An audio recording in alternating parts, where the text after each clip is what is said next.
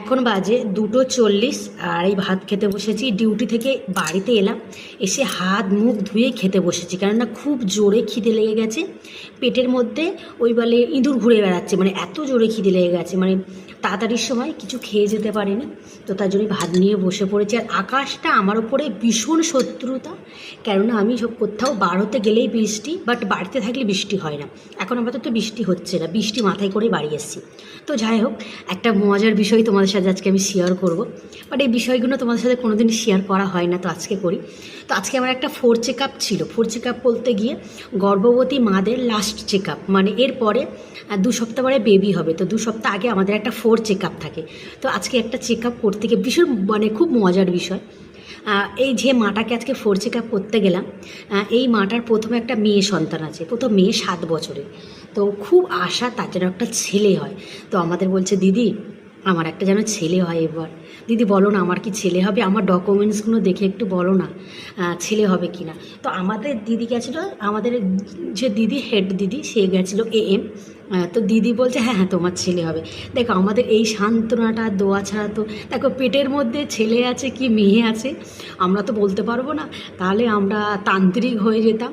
তো যাই হোক, খুব আশা তার জন্য একটা ছেলে হয়। তো ঈশ্বরের কাছে এই কামনাটা করি তার জন্য একটা ছেলেই হয়। তাকে যদি ফোন করি, যেমন কালকে ফোন করেছি যে তোমার চেক আপ আছে আজকে, তো আমাকে বলছে দিদি আমার ছেলে হবে। তো মানে ওর সাথে দেখা হলে একটাই কথা, দিদি আমার যেন ছেলে হয়। আমার বরের না খুব আশা।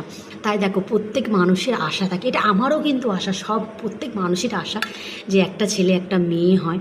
তো ওনার প্রথমে একটা মেয়ে আছে, 7 বছর বললাম। তো ঈশ্বর যেন শুনতে পায়, যেহেতু ওর জন্য একটা ছেলেই হয়, কেননা সত্যি খুব আশা। মানে আমি কোনো মাকে দেখিনি মানে এতটা আশা করে। কি বলো তো, আমরা যখন আশা করি তখন আশাটা গোপন রাখি, মানুষকে প্রকাশ করি না, কাউকে বলি না বলে। কিন্তু এই মাটা সম্পূর্ণ আলাদা। দেখা হলেই বলে দিদি আমার ছেলে হবে তো, দিদি তোমরা একটু আশীর্বাদ করো না, আমার পেটটা দেখে বলো না। আর ছেলে হলে তোমাদের তো একটা অভিজ্ঞতা হয়ে গেছে, যেহেতু তোমরা এতদিন কাজ করছো, তোমাদের দেখে এবার দেখো আমরা তো বেশি দিন কাজে ঢুকিনি, এই আগের মাসে জুন আর এই জুন মাস মিলে 1টা বছর আমি কাজ করছি। আমি বলছি দেখো আমার তো অতটা অভিজ্ঞতা কোনো হয়নি। তো আদার্স যদি যারা ছিল তাদেরকে বলছে দিদি একটু প্লিজ বলো না আমার ছেলে হবে কি মেয়ে হবে। তো আমরা আপাতত বলে এসেছি যে তোমার ছেলেই হবে। তো মানে এই জুলাই মাসের 23 তারিখই বাচ্চা হওয়ার ডেট। তো 23 তারিখে কী হয় না হয় সেটাও আমি তোমাদের সাথে শেয়ার করব।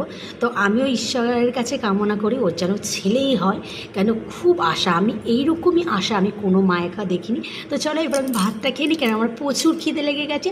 এটা খুব মজার বিষয়, মানে আমার খুব ভালো লাগলো কথাটা।